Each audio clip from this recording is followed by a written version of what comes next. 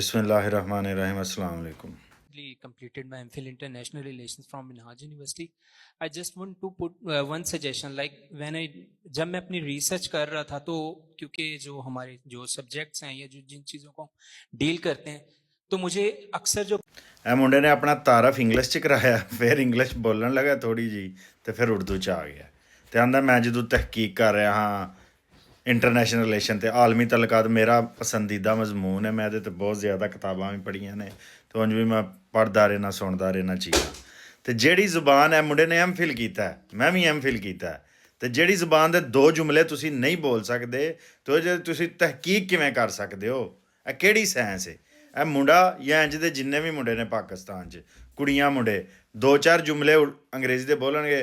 I am from कायदम university, my name is फलाना, I wanted to say that कि बात यह है कि मैं पढ़ना चाहता था, फिर आ जाएंगे उर्दू ते। क्यों? MPhil कर लिया उन्हें, MPhil 26-27 साल उम्र है, 26 साल तो इंग्लिश पढ़ रहा है तो दो जुमले नहीं बोल पा रहा। तो यह मतलब नहीं कि इस मुंडे 'च कोई मसला है। उन्हें बेचारे ने बड़ी मेहनत की है, बड़ियां किताबां पढ़िया ने। मसला उस जुबान च आलमी तलकात च केड़ी साइंस है जेड़ा आंदे ना साइंस के जरिए जरूरी है।